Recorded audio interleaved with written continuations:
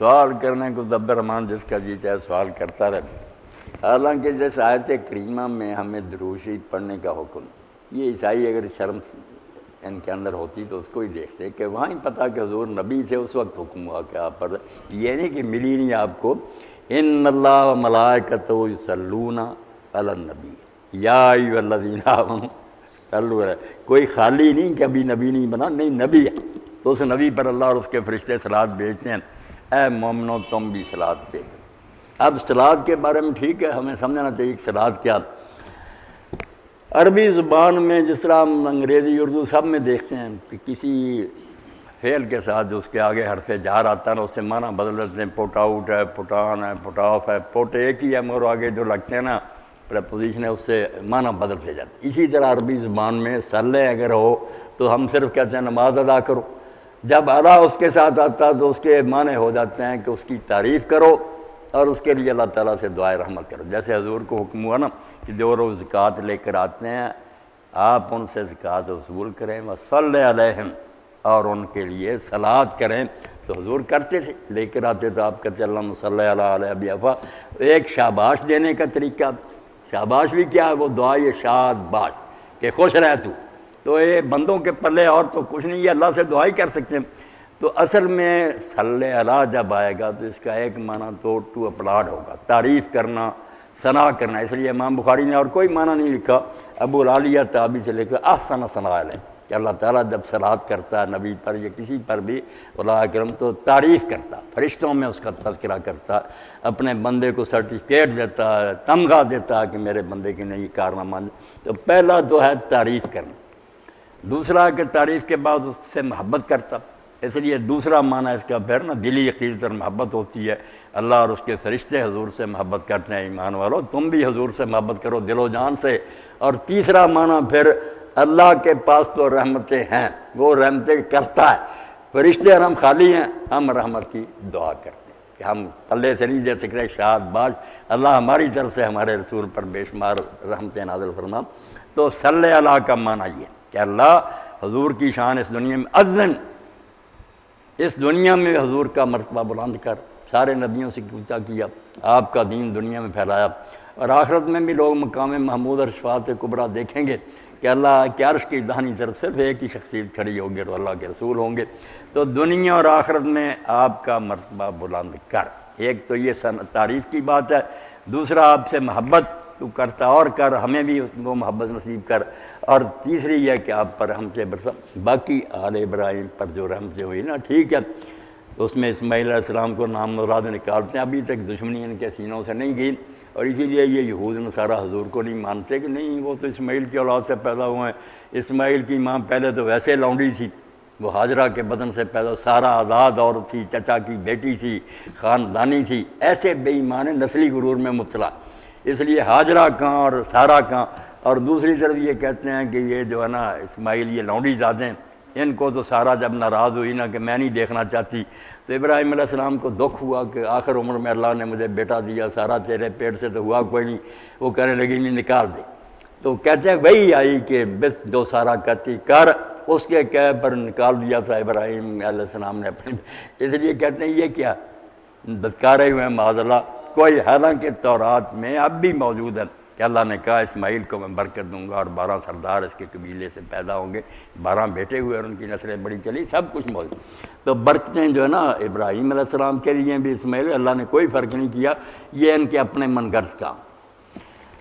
باقی وہ برکت جو ابراہیم علیہ السلام اور ان کی آل پر ہوئی حضور سے پہلے، وہ ان کے بادشاہ ہوئے، نبی ہوئے، بڑے بڑے نیک لوگ اللہ تعالیٰ نے پیدا کیے.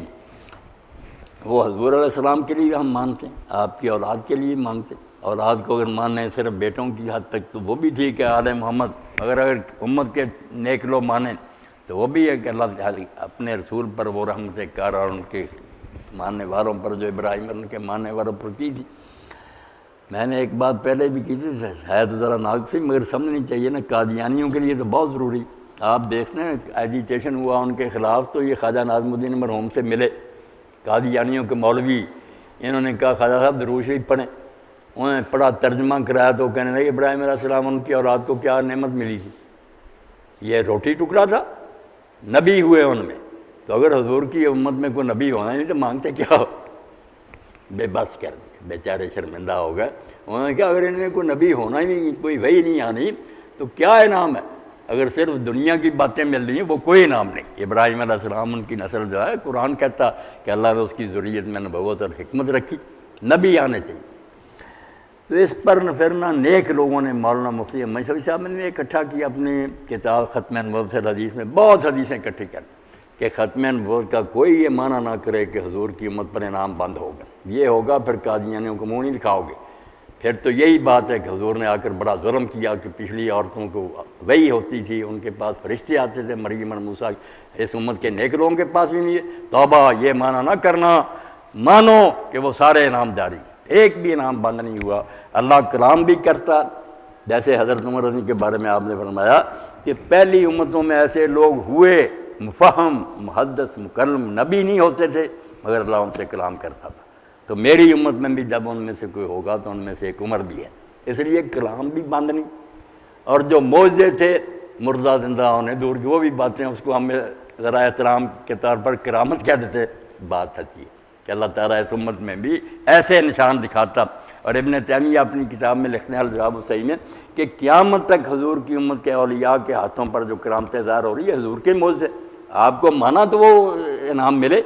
اور تیسری بات یہ تھی کہ ان میں جو صاحب شریعت نبی آتے تھے، مسائل نئے پیدا ہوتے، شریعت نازل ہوتی تھی. اب اس کی ایک اور شکل اللہ نے اس امت میں رکھ دی. کتنا درجہ بڑھایا کہ اس امت کے جو مجتہد ہیں، فقیہ، عالم، ٹھگ نہیں، جن کی عمریں گزری قرآن حدیث کو سمجھنے میں، ان کا اجتہاد جو ہے نا پورا غور و فکر کر کے انہوں نے کہا کہ قرآن اور حدیث کے مطابق یار دین کا مزاج یہ نظر آتا، اس کو اس کے لیے بھی شریعت قرار دیا. اگر مجتہد اپنے فتوے پر عمل نہ کرے وہ ایسا ہی مجرم ہے جیسا نبی اپنی شریعت پر عمل نہ کرے. جہاں تک ہمارا علم پہنچا عمل کرنا پڑے گا. اور جو اس کو عالم مانتے ہیں ان کے لیے بھی لازم ہے کہ مجتہد کے فتویٰ کی پیروی کریں. یعنی وہ شریعت جو تھی، نئی شریعت، اس کی بجائے اجتہاد، اس کو درجہ مل گیا. اور جو معجزے تھے، کرامتیں مل گئیں. جو اللہ تعالیٰ غیب کی خبریں دیتا تھا وہ حدیث اور الہام ہو گیا. تو انعام سب جاری ہیں. صرف یہ ہے کہ اب ان میں سے کوئی دعویٰ نہیں کر سکتا امت کو تفریق سے بچانے کے لیے کہ میں ہوں فلاں، مجھ کو مانو. جو نہیں مانتا وہ اسلام سے خارج ہے. یہ ہے شرارت. اس سے امت برباد ہوگی جیسے قادیانی کے فتنے سے ہوئی ہے. لوگ ٹکڑے ہو گئے.